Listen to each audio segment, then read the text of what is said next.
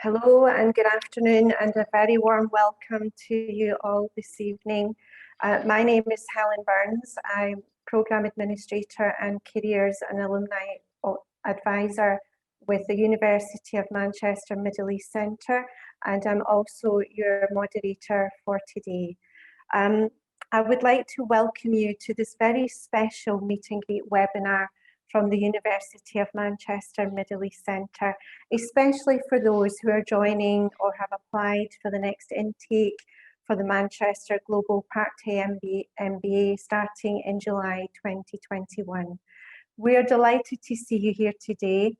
Many familiar faces and names, and I'm sure it's a pleasure and reflects the close working relationships we are building with our new students over the next 18 to 24 months or so. For this webinar, we wanted to bring together a trio of key leaders from the Middle East Centre team, led by a regional director, to share some of our experience and answers your questions. Our panel can cover anything related to the university's presence in the region, the MBA experience, plus the student support and services that are available for you. In this unprecedented time, we've been working very hard to ensure continuity of our part-time master's programme. Critically, we aim to ensure the quality of student experience through the new adopted technologies by remixing the blended learning format of the programme appropriate to the changing situation post-pandemic. We are fortunate to have had a lot of experience in working with and supporting students in the region facing personal and professional challenges, and we have used this experience to good effect over the last couple of months. Likewise, our experience in delivering part-time blended learning master's programmes in the region reaches back to 2006, so we've had the benefit of a number of advantages as we have navigated the course of the pandemic successfully and are now gaining higher ranks in hybrid models. We have been very busy over the last few months. I would now like to introduce our panellists for today. The panelists are senior members of the university's Middle East Centre team. I would like to start by introducing Randa Bessiso, founding member Middle East. Many of you will already know Randa from the prominent role she plays in the higher education sector in the Middle East and for her very visible support for women in business across the region. She has also featured regularly in many of the lists of leading Arab women and businesswomen in the region, published by Forbes and Arabian Business. Randa is the founding director of the Middle East Centre, which originally started as the Centre of Alliance Manchester Business School and is now part of the university's international network. In fact, it is still the largest and fastest growing of the university's 6 centres. Very warm welcome to you, Randa. Thank you, Helen, and a warm welcome to our attendees. Thank you so much for taking time and joining us this afternoon. Thank you very much, Randa. I would now like to introduce my colleague Hiba Abbassi. Hiba is Manager of Careers and Alumni Relations at the Middle East Centre, and she plays a key role linking the communities of current students and alumni in the region. Building a regional and international professional network is one of the major benefits of the MBA programme, and Hiba ensures that there are ample opportunities to do this face-to-face when appropriate, of course, and also virtually. The other part of her role is careers, and she spends a lot of time working with groups of students and individuals and helping them visualise and plan for their future careers, and also arranging access to events and corporate partners who can contribute to career planning. A very warm welcome to you, Hiba. Thank you so much, Helen. Thank you for the introduction, and warm welcome to everyone who is joining us today. I look forward to interacting with you and answering your questions. Thank you very much, Hiba. I would now like to introduce my colleague Amna Ashraf. Amna is the Programmes Operation Manager at the University of Manchester Middle East Centre. She leads a team of student advisors and provides dedicated support to students enrolled on the programme, from the date of enrolment until the day they graduate. Amna, along with her team, manages the admissions process, induction of new students, workshops, graduation, regulatory and compliance requirements, and the launch of new programs in the Middle East Centre. Amna holds an MBA degree and has worked in projects and operations positions with organisations such as the British Council and Leading Concepts. A very warm welcome to you, Amna. Thank you, Helen. Hello, everyone. Thank you very much for joining us today. Looking forward to interacting with you during the session. Thank you very much, Amna. I would now like to open up the discussion, the panelists for questions. I would like to start with Randa. Randa, in this COVID-induced new normal, is the MBA still valuable for career perspective, and is it the right time to start a programme? Thank you, Helen. Very good questions to start with. And yes, absolutely, MBAs are still very relevant, and if so, even in more demand during and post-pandemic. And we've seen that historically. We've seen that in the global crisis in 2008, 2009, when the demand on business education, management education has risen. We've seen that again during the pandemic. It's the need to reskill, upskill, and take a pause and think of the new direction for a working professional community that needs to continue to adapt and face various disruptions. And while we were talking about the digital disruptions before the pandemic, now it's an entire global economy that's being disrupted, and working models are being challenged. New norms are introduced, and working professionals across the globe need to adapt, need to be prepared for organizations reshaping, resizing, reskilling, how to respond to those global challenges, and not just in economy, and more so existential threats that we are facing as communities. So the MBA, it's still a very, very strong catalyst for change, and there isn't a time more than pandemic and resulting in global crisis that would make it more prevalent for working individuals to look for such change agents and change catalysts to help them navigate this time of uncertainty and very, very competitive work market. As you know, many organizations across different regions had to do drastic job cuts and had to represent managers with challenges to achieve higher targets with less budgets. All of that requires a more of a holistic look and approach to business. So while an individual could possess very strong technical skills, the need for more soft skills and a holistic overarching view on a business is required, and that what any good MBA will provide. Over and over, we see that the demand for soft skills on C-level or on senior managers increasing, and supported by various evidence from different lists on what are the skills of tomorrow. And I'm sure Hiba, my colleague who's experts in the careers and looking and supporting our students and alumni in their career journey, would share with you that a lot of what's required in the job market tomorrow is more on the soft skills. The MBA would provide a working professional with a variety of skills that will help them navigate the uncertainty and we call them the 5 C's.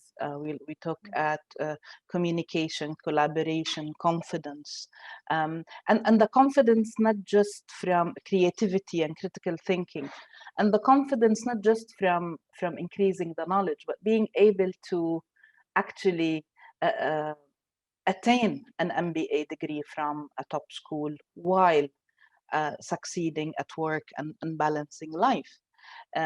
So completing a part-time program is often a testament and a proof to employers of the ability to multitask and manage challenges.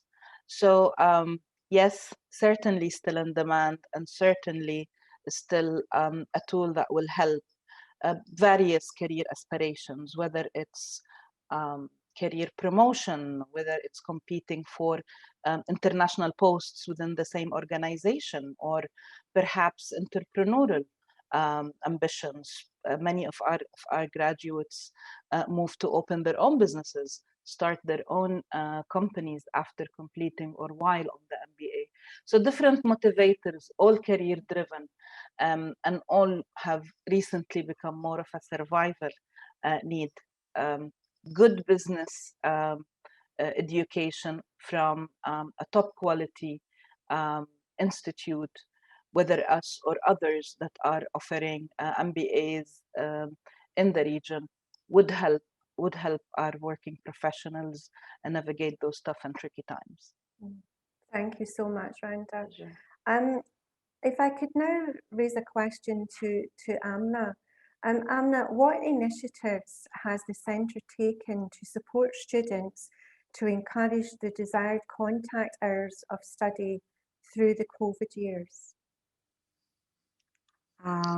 Thank you for that question, Helen. COVID years now sounds like a formal era that we have marked in our history and will always be talked about.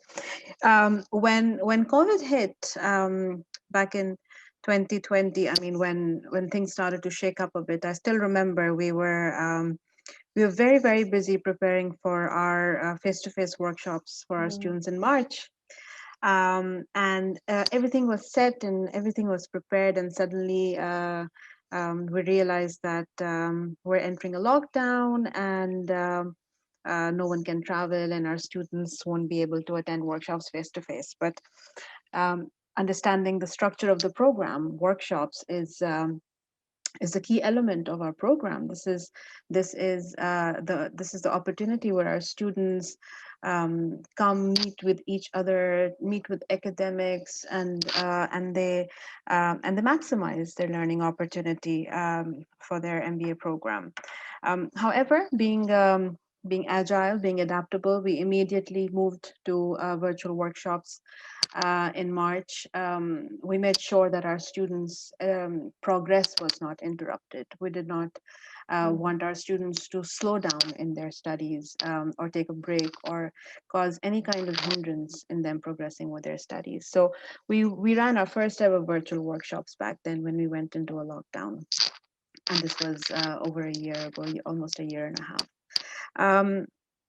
We have been, since then, we've been doing many things. We have changed many ways of interacting with our students, where initially our students would receive more emails and information on emails. We made sure that we maximize our contact with them via Teams, via Zoom, just to make sure that they're behind their screens now all the time via Zoom, either Zoom meetings or it's their work from home routine. We started meeting with them, all our advisors, made sure that all the students received a Teams call, a Zoom call, and they met with each other. I mean, at least putting a face to the name was the least we could do while sitting in our own homes. So we went through that. We made sure that our students received adequate information on their learning environment, the virtual learning environment, which is Blackboard.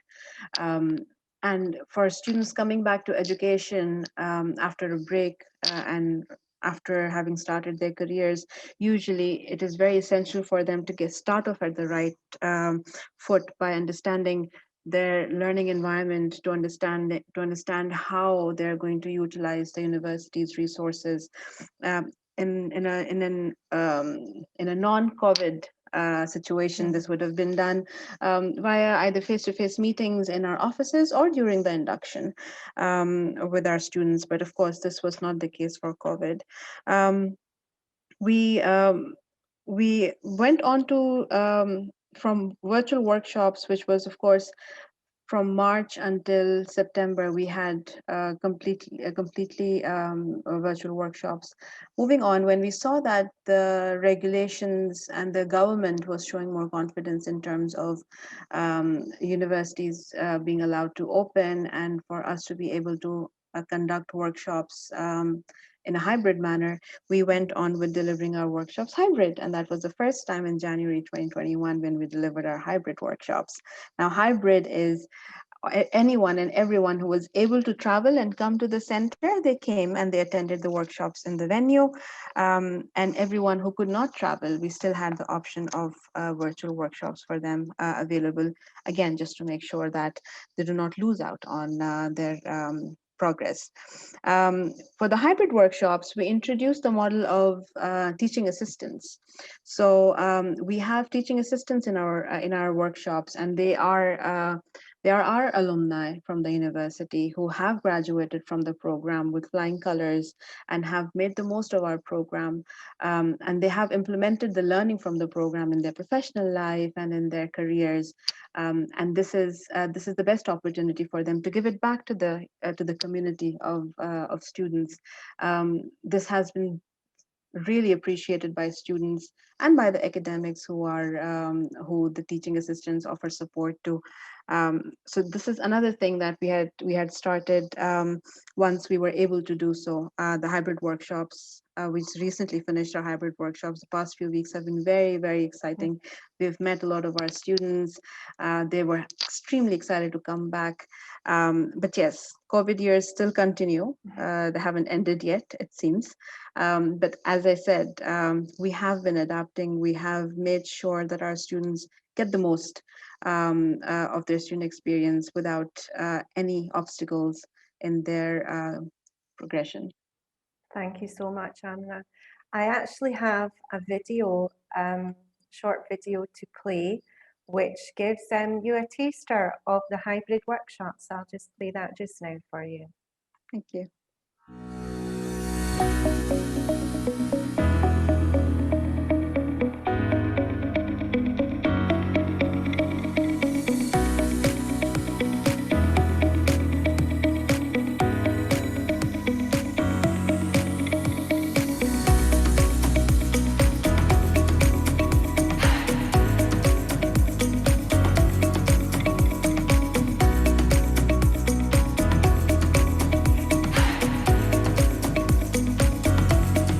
3 days were amazing. They went so fast.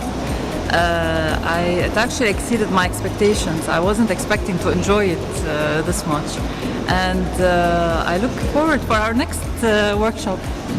I think so far it has been amazing. It's day 3 of the workshop, and it feels more of like I have been knowing them before workshop, and we have been friends before as well. Everyone is coming from diverse background, and it's just great how we all have just gelled in together in just 3 days of time. They talk about the suppliers and how to maintain the model. You know, the best thing I love about this MBA is you are mixing with people from everywhere, from different parts of the world, from different domains, from different industry, and you learn from them, you interact with them the whole day. I really love it. I've learned a lot from my colleagues, someone from finance, someone from environmental companies, someone from real estate. You ask them lots of questions and you learn a lot from them. It's amazing. It's a brilliant experience being an international student here with other students in the university. It's amazing. Basically, I'm getting new exposure, new ideas from different cultures, from different experiences. It's basically opened up a lot of doors to me, and also I'm away far of my comfort zone. It's a new challenges every day, and it's basically it's open new methodologies to learn when you basically get yourself in such challenges. Very interesting, actually. So the method of providing the information and the group assignment and the collaboration happened during the, completing the assignment. It was really interesting and really informative.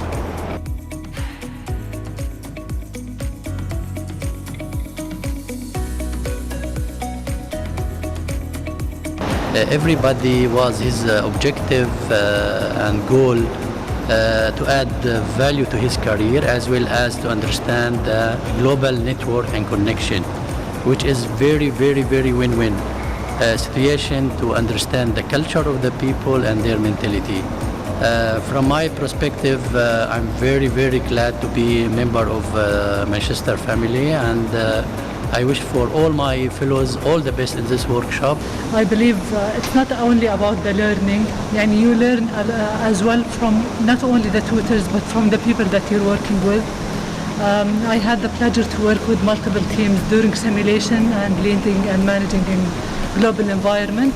It was a great experience. I learned from my colleagues and I learned from my tutors.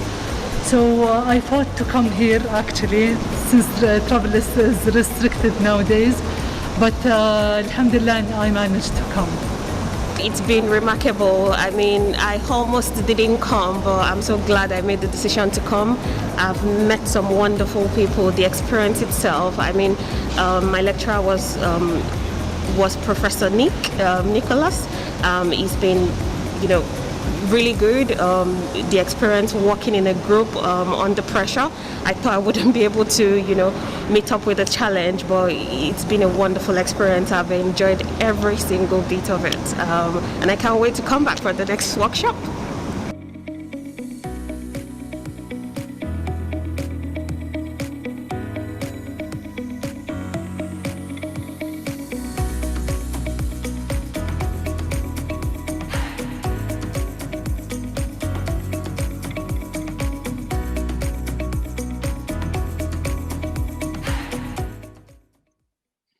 Excellent video, Helen. Thanks for choosing it. Just managing expectations for our prospective students. You wouldn't be in a ballroom necessarily in every class you attend, but when we need to keep you 2 meters apart, you will be in a bigger space to ensure safety. And as you've seen, we've had strict safety measures to ensure that we're looking after our students, our staff, and our alumni while assisting the teaching that happens basically virtually from Manchester.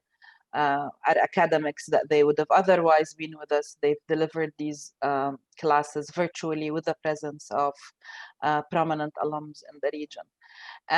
And to add, other than just focusing on what we can do in terms of the technology and the logistics of the offer to our students, we've looked at what they needed throughout those difficult year and a half, 18 months or so. And we've focused on adding value, looking at what they need at different times. For example, I recall at the beginning of the move to online delivery, we've made sure that majority of the webinars and the guest speakers and the industry speakers that we bring help manage the message around uncertainty, ambiguity, mental well-being, mental health. What can I do? People weren't just working or concerned about their studies or jobs. They're trying to survive a pandemic. And we do build those long relations with our students. So, for example, internally, each and every member of the staff have undergone a mentoring and counseling certification courses to help support our students on that area. Most recently, we've all been certified as mental health first aiders. We've offered, if I'm not mistaken, more than 220 webinars, and we've engaged with around 11,000 individuals. Not all of those are our students, they're the wider community of corporate partners, prospective students, alumni, that they needed to get helpful distraction. So we had a lineup of amazing academics from the university and from our partners, providing perfectly timed master classes for the pandemic, how to renegotiate your rent, and how to talk about payment terms with your suppliers through our academic who delivers the negotiation module, for example. So it is within the MBA program, but also around that sense of community that we've tried to help our students and alumni survive those difficult times. We've done it again in May when it's been a buzzing 3 weeks with a variety of events. We even continued to do our networking events virtually and hybrid, continued to do our annual career fair, career networking event that I think Hiba might share some of those details about with us now. Yes, thank you very much, Randa. Hiba, that leads me on to ask some questions for yourself. How have you been able to support students and alumni networking through the pandemic with the limited face-to-face opportunities? Yes, thank you, Helen. Networking is one of the key reasons and benefits that candidates join the MBA program.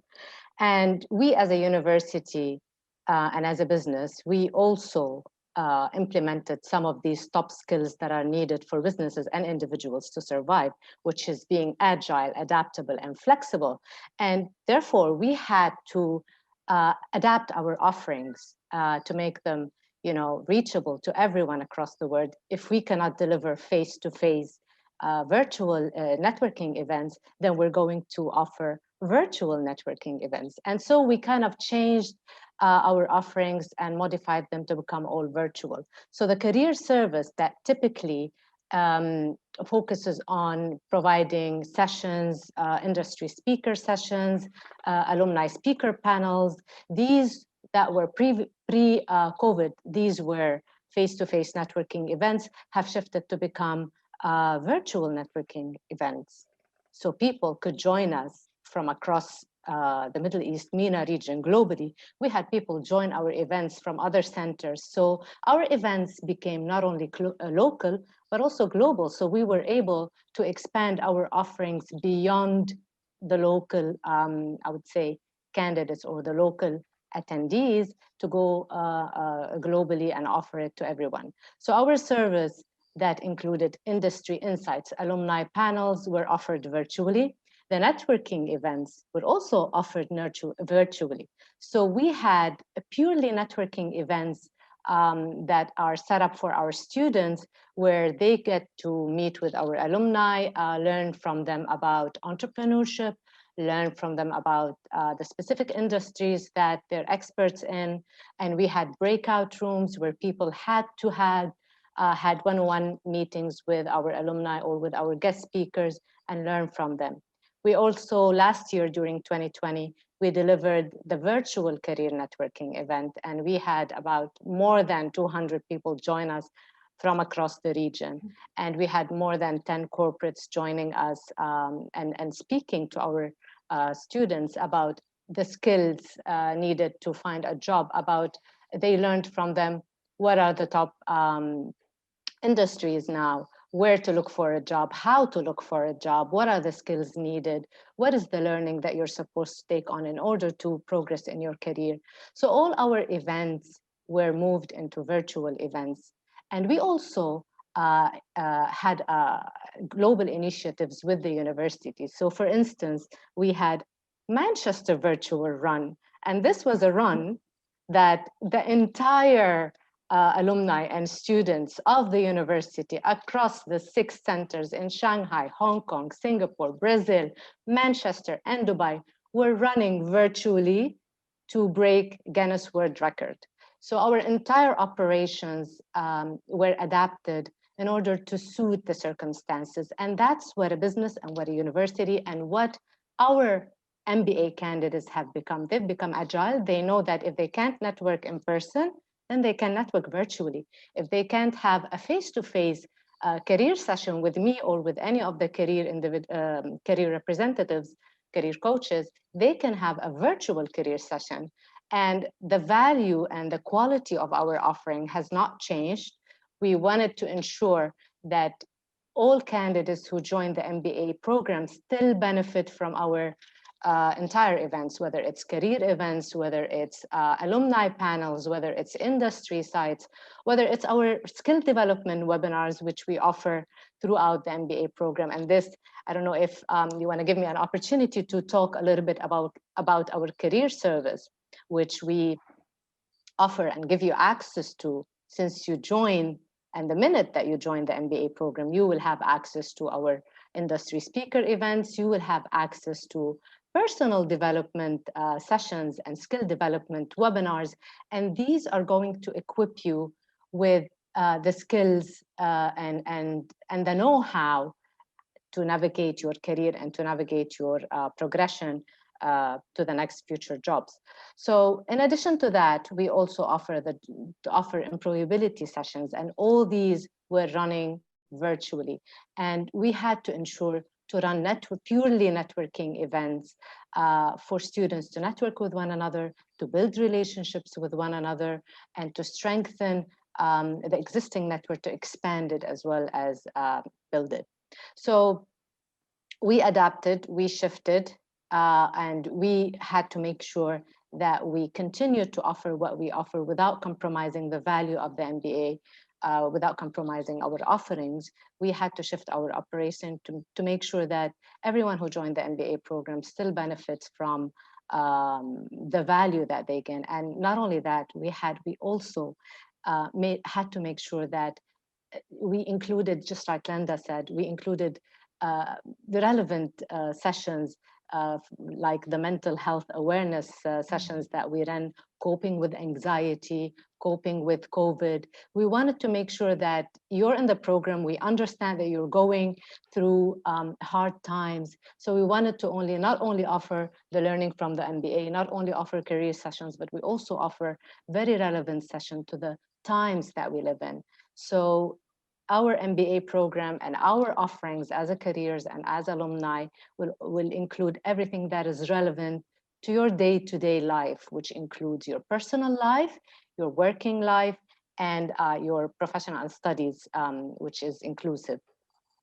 I hope those sessions, Hiba, it's worth mentioning that those sessions that we've offered a lot of webinars are available and accessible to the public on our website. Yes, so there is an area where all the webinars that we've done is posted. It's also on our YouTube channel.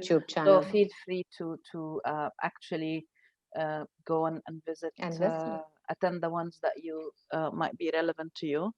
And it's also worth mentioning that there is a lot of demand. There was a lot of demand on Hiba's time at that time. So Hiba looks after career service and our alumni relation.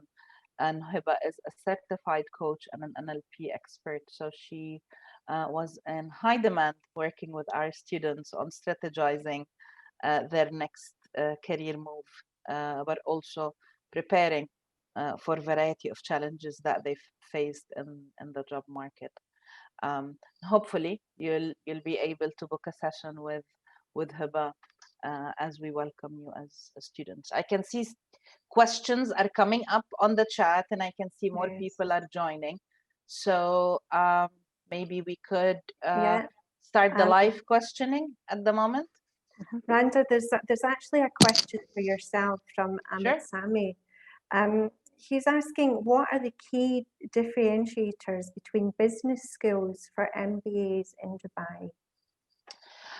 Good questions. When we started offering our MBA here 15 years ago, and by the way, we are celebrating our 15th anniversary this year, and we're going to launch a series of events that you could attend, again, in person or virtually, to mark our 15th anniversary. When we started, we were the first top business school from a Russell Group to establish a presence in the region. And creating the awareness of the importance of an MBA for a working professional was a much more difficult job then, because we were more or less only the ones at the time with a physical presence offering the MBA. 15 years later, there is many top quality MBA providers in the UAE, and that's excellent because that helps with creating the awareness, educating the need about business studies, but also offering options for our students. So I would say with most of the top MBA providers in the region, with those who have a base in Dubai, you would not really go wrong. If you go with, I would normally advise our prospective candidates to go with the FT ranking, start with the top 50. Not that the rest of the top 100 aren't a good quality, but if you need a way of eliminating options with the abundance of options now that we have in Dubai, in the UAE in general, also in Abu Dhabi and in the region, start with the top 50. Choose those who are triple accredited, that have the American accreditation, international and European accreditation. This way your degree is relevant and accredited. Anywhere in the world you go, you move. And then from there, look at the delivery method that suits you as a learner. That's very, very, very important. So we look at the quality, ranking, top 50, triple accredited. That will narrow your list, because less than 1% of MBA providers in the world have triple accreditation. And then see what learning style suits you. Would you prefer monthly classes? Would you prefer more of online and less face-to-face? Would you be able to travel? Does a global offering interest you? Look at the alumni strength. Speak to people on the program.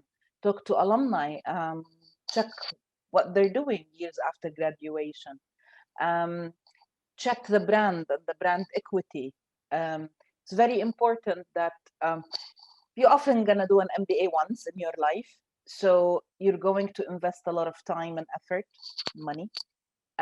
So don't go with the difference of prices. Go with, it won't make a difference over your years of career. It's important that what you hold is a good brand of quality.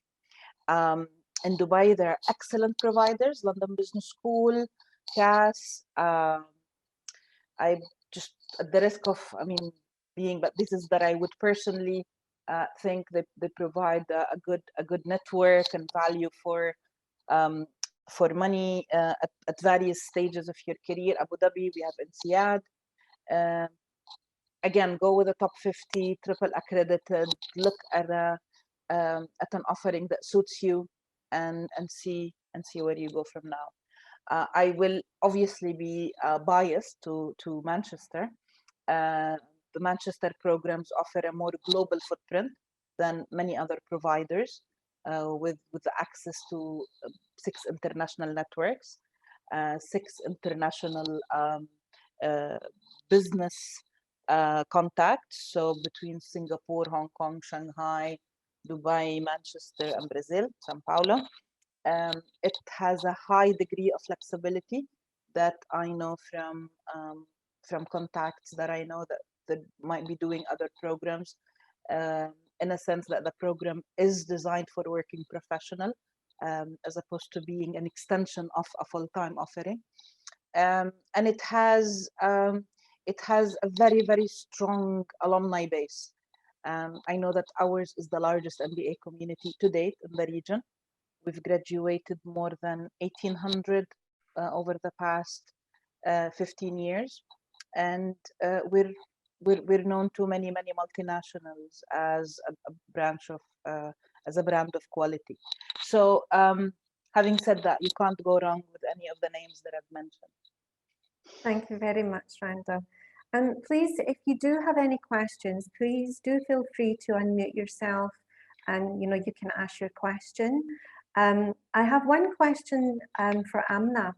Amna, there is a question here. In the Singapore campus, there are no exams, only assignments.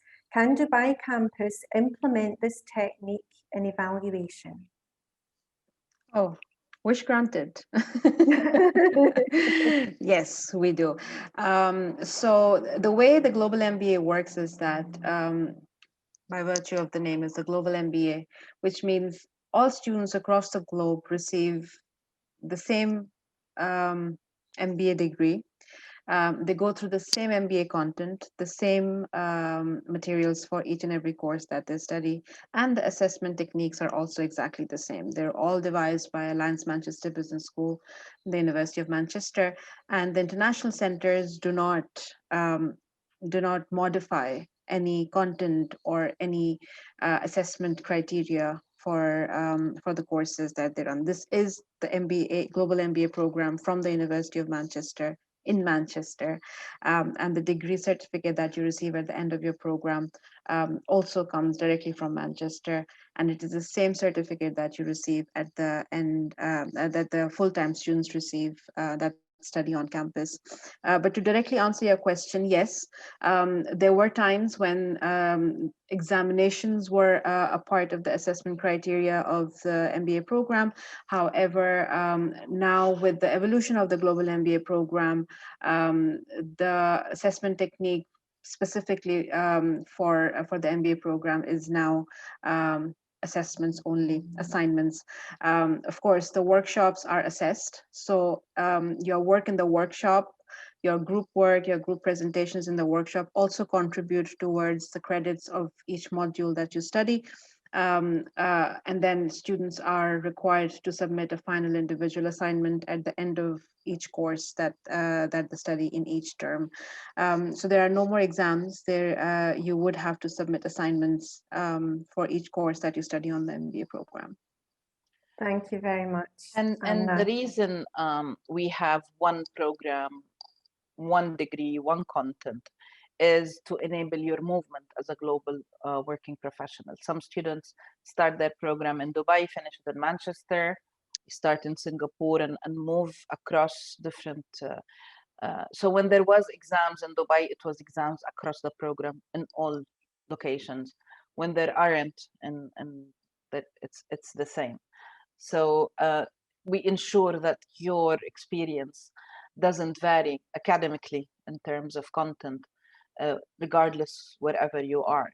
Obviously, there will be different wraparound activities or extracurricular activities depending on the culture, on the region, on the market, different norms of how often we do networking or career events or alumni gala dinner, how active we involve our alumni in social responsibility. We will be calling upon your time a lot to get part of our social responsibility initiatives. We give back to the communities in different ways. For example, this year we are working with Dubai Cares to build a school in Nepal. Many of our students are raising awareness and volunteering a time to do that within their organization, and also raising funds. But we've done blood donation drive last month, where again students and alumni donated blood to Dubai Blood Bank. We did food drive in Ramadan, book drive, supporting centers for kids with special needs. Again, time, awareness, and money. So those will change from different centers across centers. I know our Hong Kong center broke the Guinness Book of Records in a number of ways with their alumni. So the social activities will differ, may differ, but not the academic content of the program. Thank you very much, Randa. And Randa, if I can please stay with you, we have a question which is there any possibility to lower the tuition fees either by increasing the bursary percentage or by decreasing the tuition fee itself, as you know the current situation due to COVID? Good question. And as we've seen our students struggle really to manage financial demands last year. We have, and obviously prospective students also who wanted to get the chance to get an MBA degree, but didn't have the same access to cash, or had to spread their income across different family members. So we've reacted in different ways. We've offered flexible payment options to our existing students. We've allowed them also the chance, if they wish to defer. We've secured deals with local banks that they could get zero interest rate credit cards, and they've paid their fees across a longer period. We've offered bursary, so you're aware of the bursary, to the maximum percentage allowed.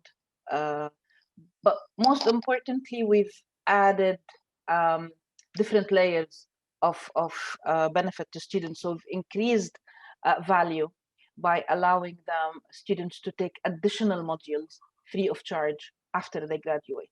So students who joined during the pandemic have 2 free modules to do after the program. Is it still the same, Amna, now for the new students? It's one. It's now one.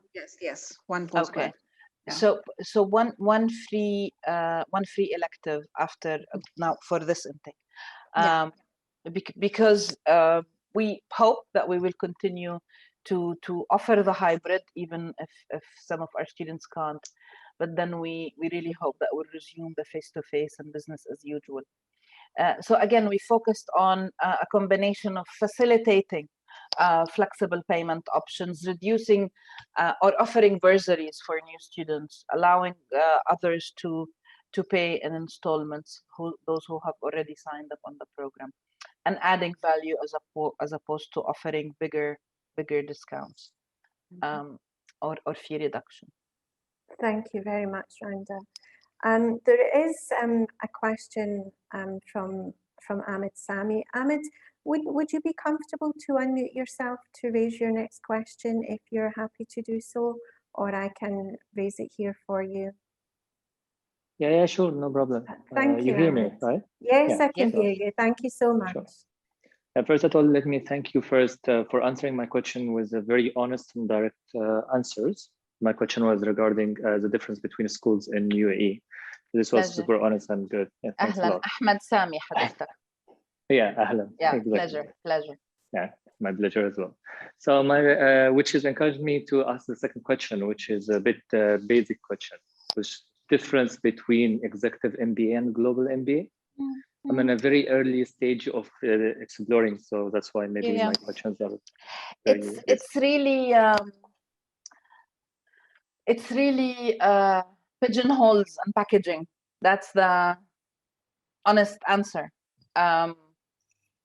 It's executive means you can do it faster, and you can do it, and it may require certain level of seniority for some schools. It doesn't mean that if it's not labeled executive, it's not for senior professionals, nor you can't do it fast. It's just, this is pretty much driven from rankings and listing, how the external organizations list and rank business school providers, MBA providers. So there is an MBA or an online MBA or an executive MBA, and they have different requirements. I'll give you an example. Our global MBA has a pathway that's called accelerated MBA. Our global MBA demands minimum years of management experience. So the 30% of our students on the global MBA are already C-level. 2/3 are 10 years of experience and above. So in the world of executive, that's the requirement for an executive MBA. Now we have our accelerated, which demands a minimum of 8 to 10 years of senior leadership roles. And that is what would be equivalent in our world to a program that finishes fast and allows exemption for those who have prior learning. So we accredit prior learning and we exempt those who have that level of years of experience from repeating modules that they may have already acquired that knowledge for or get it through other means. It doesn't mean that the seniority excludes those on the global MBA program. It's a matter of preference. As I said, some students do the MBA for the knowledge, so they do not wish to get the exemption from modules. They still want to do these modules. Students do not wish to finish the program fast. They don't want an accelerated route. They want to go through the entire program and enjoy the flexibility and the time to do it.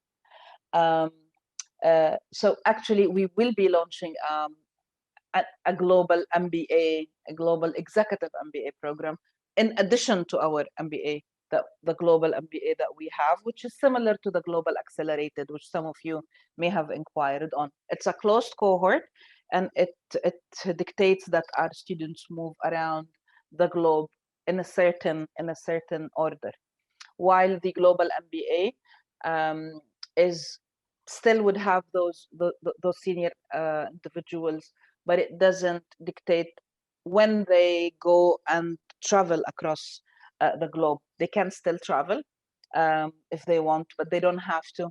And it's not a closed cohort; it's open cohort, so it allows more interaction with 70, 80 people as opposed to 30. So it's packaging. All business school must have something that is executive or the likes, because they need to enter the ranking for that. Thank you very much, Randa. Thank you, Ahmed, for raising your question. There is a question from Talal. Talal, would you like to unmute yourself to raise your question, or I can read it for you? Yep, it's okay. Thank you, Talal. Thank you for that. Thank you. Hi, how are you? Very well. My question was about the financial aids. Yep, in some cases there is financial aid, and especially for current situation, because most of people impacted by corona pandemic. But my question was about whether there is, for example, some kind of partial scholarship that maybe some cases, or for some students, maybe also the financial aid not enough, even for making some schedule for installment, as you said before. But even that, maybe for some students, it's a little over expectation for the financial status. So is there any exception for some cases that maybe have some kind of financial aid or partial scholarship for that? Thank you, Talal. Again, I understand that there is a major commitment in time and in money and in efforts on the MBA program. And as I've explained, that we focused on adding value as opposed to reducing cost during the pandemic by offering additional modules that students could take, by allowing zero interest rate, by securing arrangements with banks for zero credit card, zero interest rate with a credit card. But and we have bursaries and scholarships with a maximum limit of 15%, but nothing beyond that. I have to say, when you look at the amount, it might be daunting, but if you divide it by the months, and if you look at how much most of you pay for your, I don't know, kids in international schools and primary or secondary, you'll find that you're paying the same amount as your second or third grade kid. Again, there is no argument here that some people can't afford to do an MBA. The other argument is, can you afford not to? Can you afford to be left out from the job market and not gain that competitive edge in a very difficult time? where, you know, good talent is now global. We compete now on jobs across the globe with the working remotely arrangement. So I think there is that value for money and return on investment that needs to be considered when looking at the financial commitments on the MBA program. But I understand it might be more than the ability at some time for investment, but we don't have anything beyond the 15%. That's the ceiling on our bursary. I see the point. Thanks for answering. Pleasure, pleasure. Thank you very much, Talal and Randa. And Khaled, I believe you had raised your hand. Would you like to ask your question? You can unmute yourself. Hello, can you hear me? Yes, we can, Khaled. Hi, thank you very much for this. This was very helpful, and it actually answers lots of questions. But my question, it's about the flexibility. Sorry, Iman, I will just call you back. Thank you. The flexibility for this program, like for example, now I'm located in Saudi Arabia, and my work requires me to stay here and doesn't travel a lot. And that's the reason why I'm applying for this program. So I just want to see, like for example, do I have to go to Dubai to attend like certain lectures, or you get my question? Yeah, absolutely. Thank you so much, Khaled. Have you seen this before? Have you seen this part of our brochure before? The structure? No, I don't believe. I will talk to Jason. Jason was the one who was giving me all the information, but he didn't do this. Okay, so we would like you to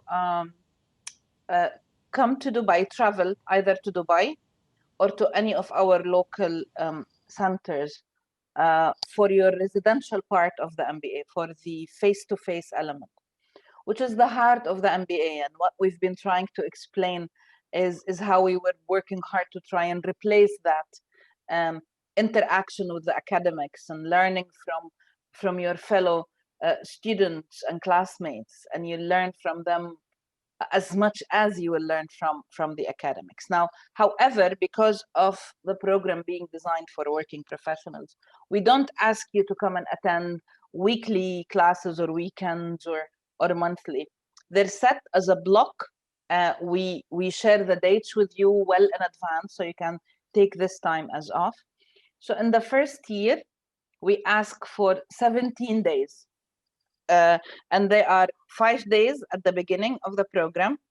Then let's say you're starting now in July. So you come for 5 days to Dubai, 1 day induction and 4 days of workshops, and you cover the subjects that you're studying. Mm-hmm. And then you go back and do self-study with online support and online tutorial. And you attend 6 days in March. In September or October. Mm-hmm. Now, those 6 days are 3 days per subject. So if you are studying all your subjects at the time, you do 6 days, Saturday to Thursday.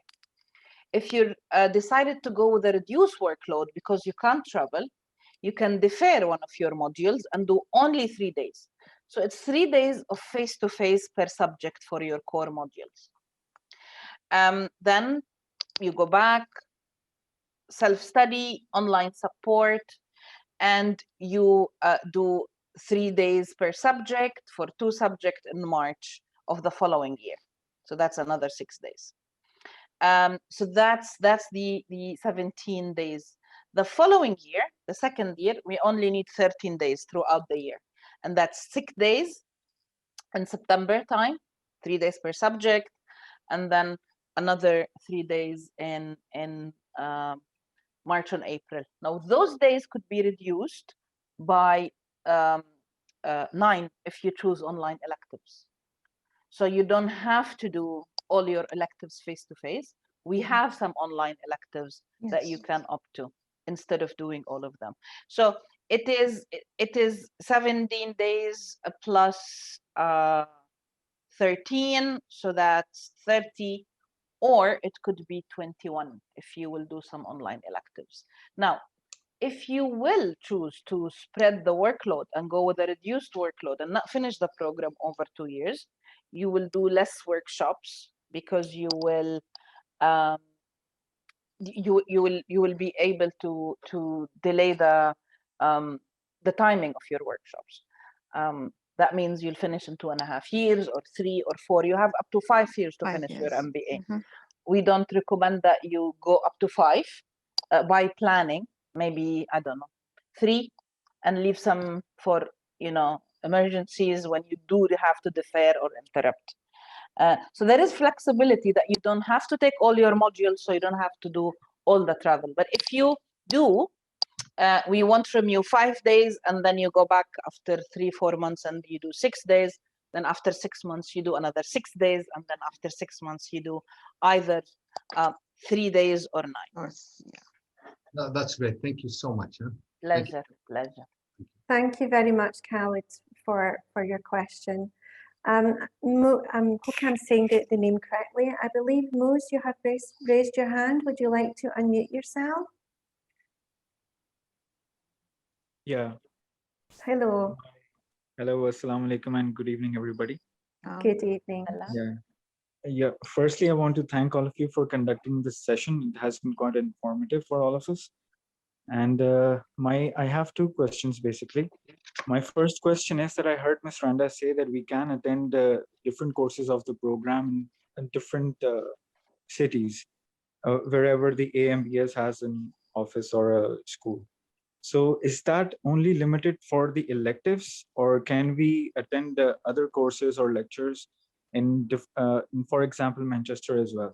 I am currently based in Dubai, but if I do want to attend an elective course or any other program, any other course in the program at a different city, so how does the university go about it, and how do they assist the candidates in doing so? And the second question which I have is that I come from an engineering background, and I am looking to, make somewhat a shift in my career towards something more business related, strategy and investing. So how does the MBA program assistance in doing so? Thank on you the very second much. question, I'll answer the second question. I'll give the first to Amna, as she helps students to attend courses and electives outside Dubai all the time with her team. I think if I'm not mistaken, 1/3 of our students are from engineering background. That's true. And it is exactly what a technical manager would need to get further in their career. You'd need that management degree. You'd need that knowledge of a non-technical background.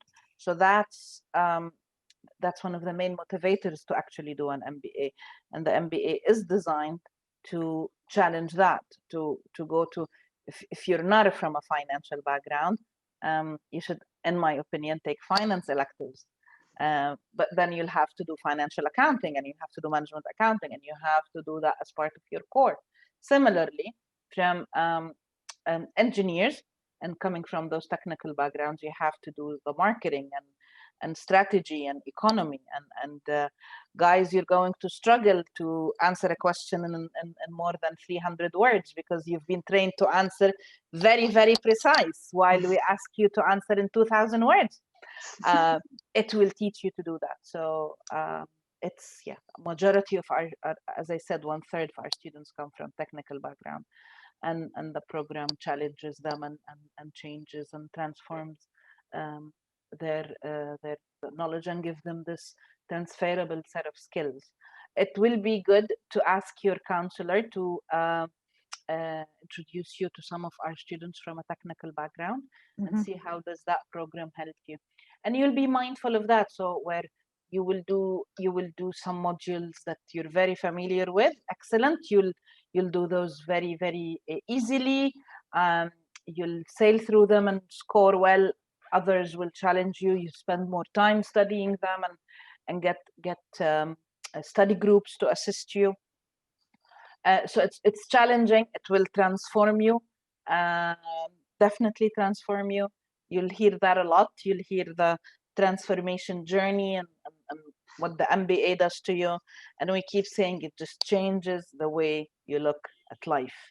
And in terms of how you can travel, yes, it's a major part of the program, and we encourage you to do that. So Amna will explain how to go about it. Can I just continue follow up on this before we move to Amna? I just want to say that because this question comes to me a lot from the career side. So how do we move from technical roles into managerial roles? And this is something that we really focus on from the careers perspective. I know that you joined the MBA program, you get the learning, the knowledge, the finance, the operations, the management, all these skills from the MBA program. You get the know-how, you get the knowledge. From the careers perspective, you get the how to do it. So what we do is connect you to alumni who has done this. So they were in technical positions and then they moved into managerial positions. They changed role, function, industry.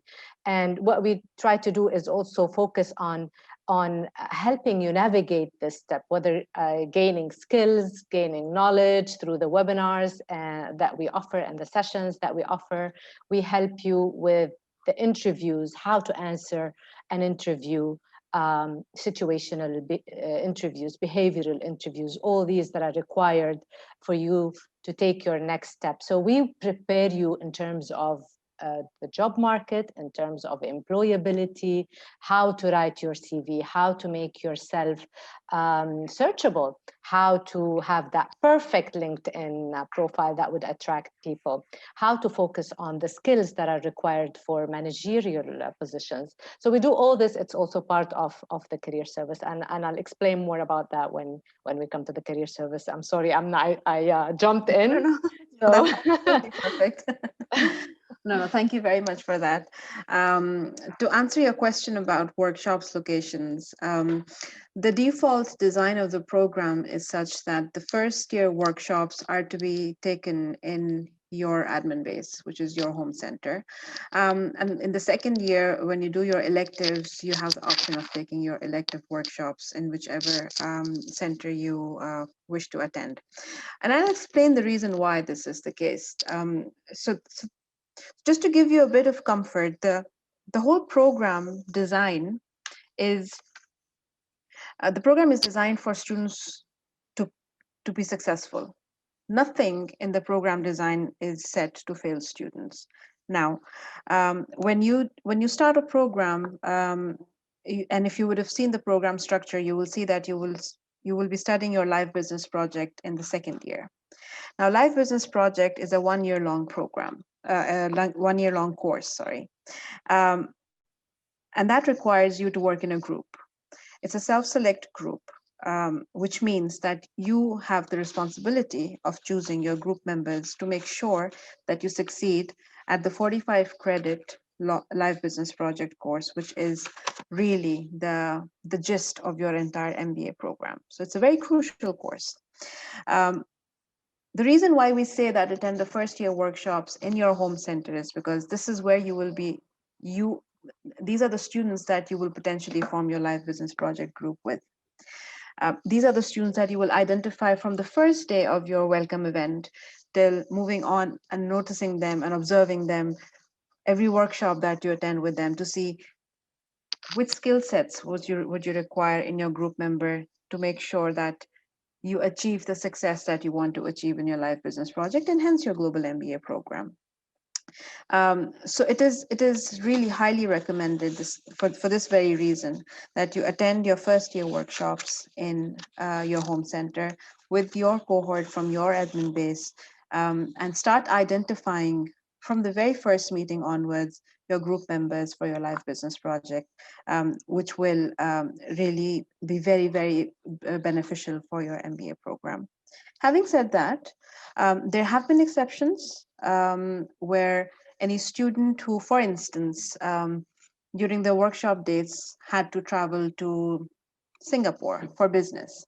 It's a board meeting, unavoidable. It's a matter of keeping or losing your job. You have no way out of it. And that's the same dates when the workshops are running in Singapore as well.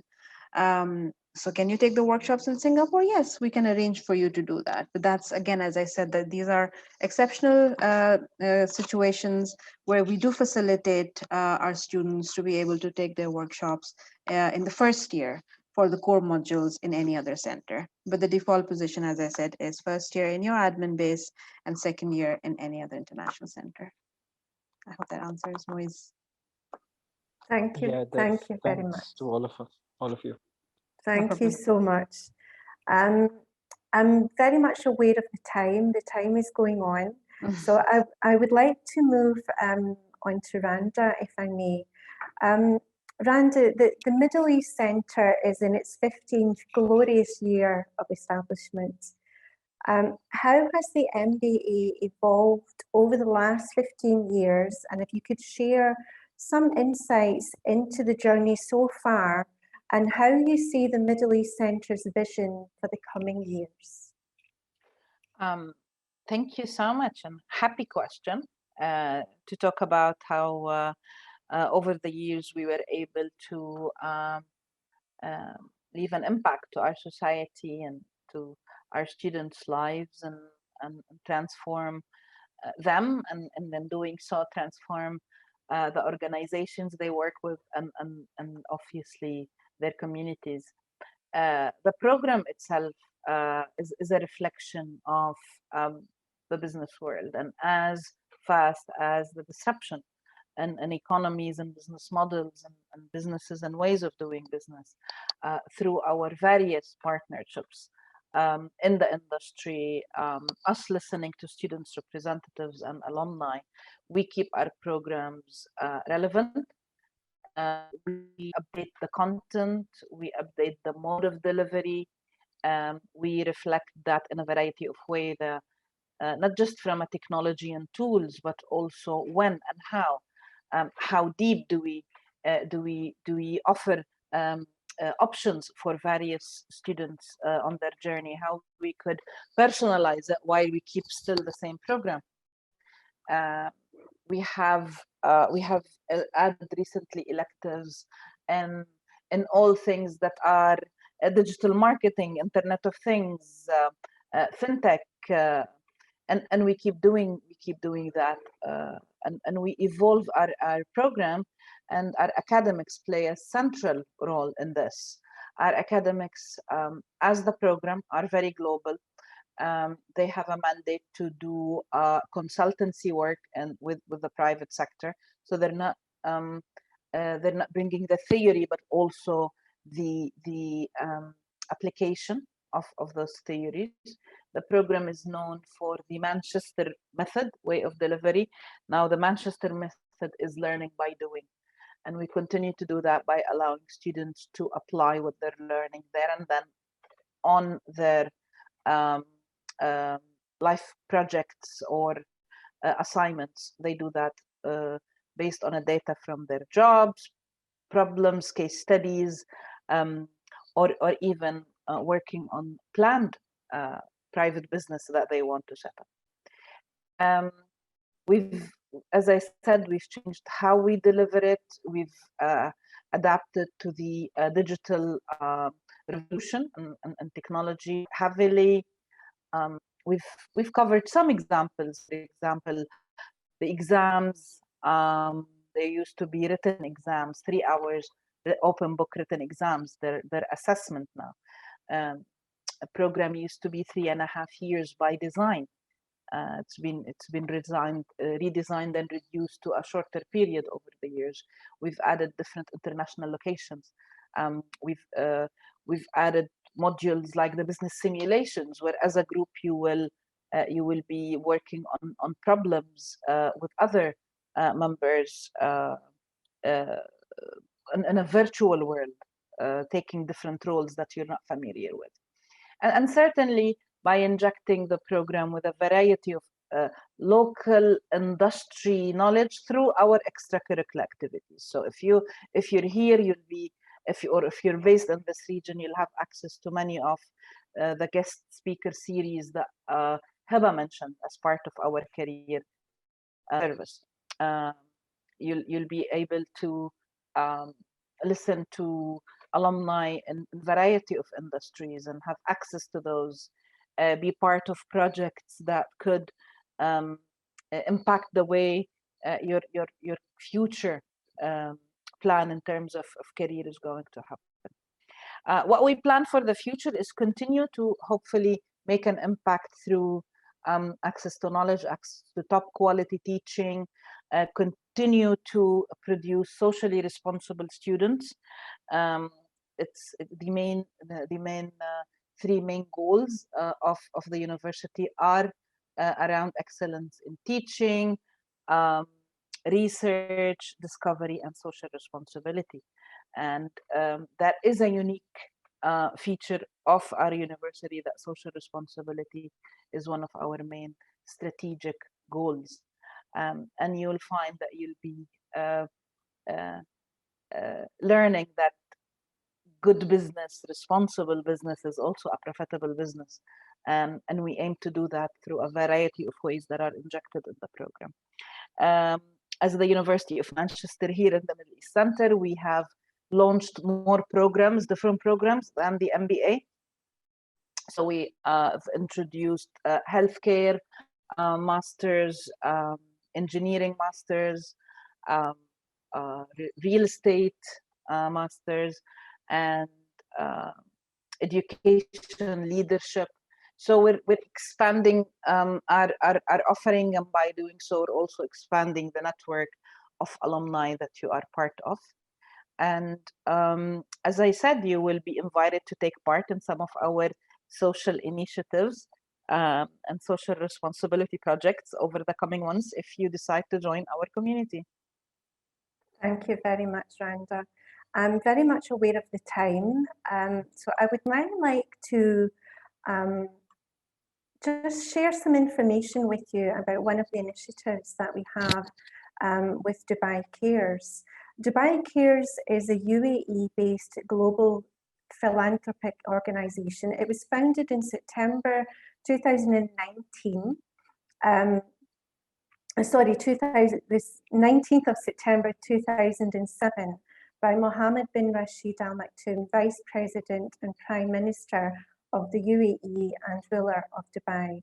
Dubai Cares programs are designed to reduce, if not remove, the greatest obstacles that prevent children and youth in developing countries from attaining quality education.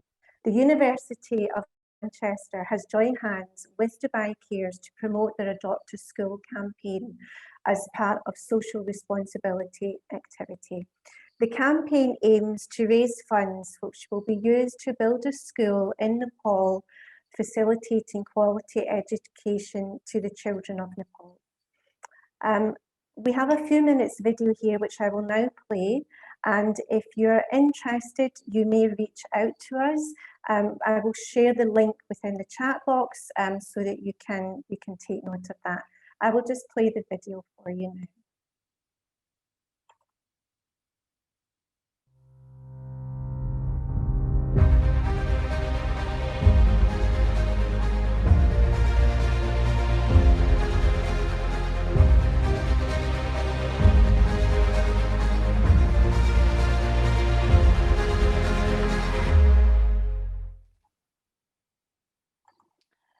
So as we've mentioned, we aim to make a difference, and every brick in that school can be built with as little as 10 dirham. So there is a link that we will share with you. Feel free to share that with your communities. We've raised, I think, so far 15% of the funds required to build the school by end of this year, and we hope that we could meet that target by end of the year. Absolutely. Thank you so much, everyone. I would just like to say thank you very much for raising your questions. We hope that we have been able to answer these for you this evening. I would like to thank very, very much our expert panel members. Randa, thank you so much. Hiba, thank you so much. And Amna, thank you so much for sharing your expertise with us today. Thank you also for your interest in the university and the Global MBA. And of course, if you do have any additional questions or you would like to speak to us about any aspect of the programme at all, please do reach out to your respective programme advisor or get in touch with the website, which is www.manchester.ac.ae.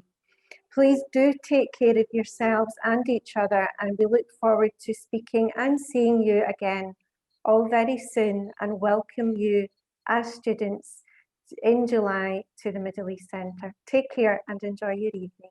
Thank you. Yeah, thank you. Thank you, everyone. Goodbye. Thank Goodbye. you. Bye-bye.